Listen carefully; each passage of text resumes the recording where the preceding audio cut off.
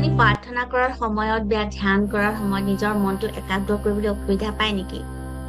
চকু বন্ধ কৰাৰ লগে লগে হাজাৰটা চিন্তা বা অতীতৰ কোনো বেয়া স্মৃতি আহি আপোনাৰ মনটোত আমনি কৰিবলৈ ধৰে নেকি? যদি আপোনাৰ উত্তৰ হয় তেন্তে আপুনি অকলশৰীয়া নহয়। পৃথিৱীৰ লাখ লাখ মানুহে প্ৰাৰ্থনাৰ সময়ত মনোযোগ ধৰি ৰাখিব নোৱাৰাৰ সমস্যাক লৈ যুঁজি আছে। কিন্তু আজি মই আপোনালোকক এনে এক প্ৰাচীন হাৱাইন পদ্ধতিৰ কথা ক'ম, যিয়ে আপোনাৰ এই সমস্যা একেবাৰেই নাইকিয়া কৰিব পাৰে। সেই পদ্ধতিটোৰ নাম হ'ল হো'অপন'পন'। আজিৰ এই ভিডিঅ'টোত মই আপোনালোকক শিকাম কেনেকৈ আপুনি হো'অপন'পন' প্ৰেক্টিচক মাষ্টাৰ কৰিব পাৰে আৰু নিজৰ অৱচেতন মনক, ছাবকনচিয়াছ মাইণ্ডক শান্ত কৰিব পাৰে।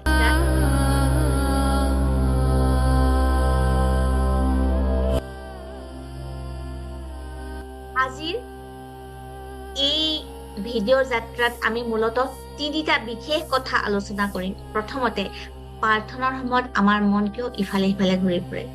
দ্বিতীয়তে, এই প্ৰাচীন হো'অপন'পন' পদ্ধতি আচলতে কি আৰু ই কেনেকৈ কাম কৰে। আৰু তৃতীয়তে, মই আপোনালোকক দিম তিনিটা অতি কাৰ্যকৰী উপায়, যাৰ দ্বাৰা আপুনি প্ৰাৰ্থনাৰ সময়ত 100% মনোযোগ দিব পাৰিব। গতিকে ভিডিঅ'টো শেষলৈকে চাবলৈ অনুৰোধ কৰিলো। আৰু যদি আপুনি নিজৰ জীৱনটোক সলনি কৰিব বিচাৰে তেন্তে শেষত আপোনালোকৰ বাবে এটা বিশেষ উপহাৰো আছে।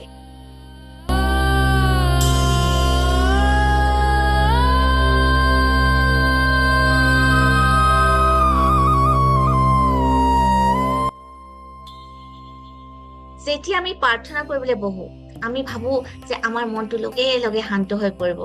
কিন্তু বিজ্ঞান আৰু মনোবিজ্ঞানে কয় যে আমাৰ অৱচেতন মনত হাজাৰ হাজাৰ পুৰণি ডাটা, আবেগ আৰু স্মৃতি জমা হৈ থাকে।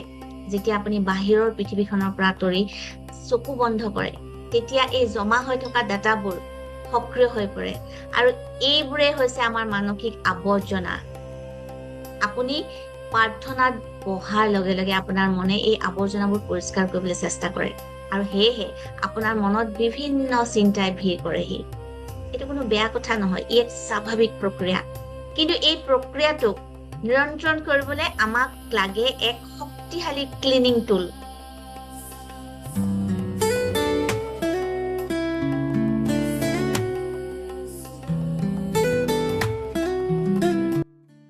আৰু সেই ক্লিনিং টুলটোৱে হৈছে হো'অপন'পন'। ই হৈছে নিজৰ ভিতৰত থকা ঋণাত্মক আবেগ, খং আৰু দুখবোৰক ক্ষমা আৰু প্ৰেমেৰে পৰিষ্কাৰ কৰা এক প্ৰাচীন পদ্ধতি। ইয়াত মাত্ৰ 4টা যাদুগৰী বাক্য আছে। আই এম চৰি বা মই দুখিত, অৰ্থাৎ আপুনি নিজৰ দায়িত্ব গ্ৰহণ কৰিছে। প্লিজ ফৰগিভ মি বা অনুগ্ৰহ কৰি মোক ক্ষমা কৰক।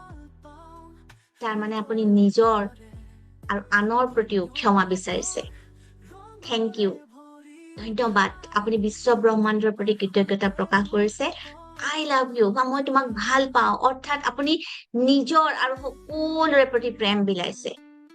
যেতিয়া আপুনি এই 4টা বাক্য মনতে উচ্চাৰণ কৰে, প্ৰাৰ্থনাৰ সময়তো যেতিয়া আপুনি এই বাক্যকেইটা মনত উচ্চাৰণ কৰে, ই আপোনাৰ অৱচেতন মনৰ সকলো নেতিবাচক ডাটা ডিলিট কৰিবলৈ আৰম্ভ কৰে। ই ঠিক কম্পিউটাৰৰ ৰিচাইকেল বিনৰ দৰে। ৰিচাইকেল বিনটো আমি যেনেদৰে খালী কৰো, ঠিক তেনেধৰণৰ কথা। এতিয়া প্ৰশ্ন হয়, এই বাক্যকেইটা কোৱাৰ সময়ত যদি মনটো আনফালে গুচি যায় তেতিয়া কি কৰিম? তাৰ বাবে মই আপোনালোকক 3টা বিশেষ উপায় দিছো। প্ৰথম উপায়টো হ'ল গ্ৰাউণ্ডিং কৰক। প্ৰাৰ্থনা কৰাৰ আগতে 3বাৰ অন্ততঃ গভীৰভাৱে উশাহ নিশাহ লওক।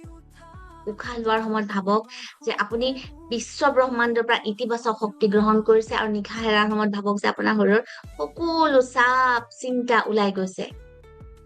আৰু দ্বিতীয় উপায়টো হ'ল শব্দবোৰক অনুভৱ কৰক।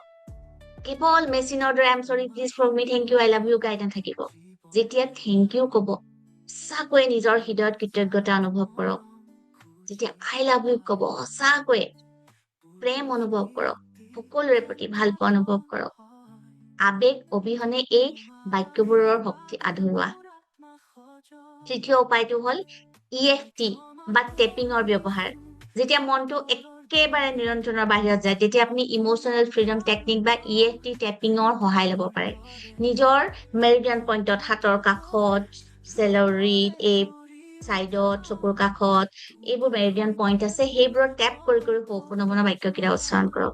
ই আপোনাৰ শৰীৰৰ নাৰ্ভাছ চিষ্টেমক লগে লগে শান্ত কৰে আৰু মনোযোগ ঘূৰাই আনে।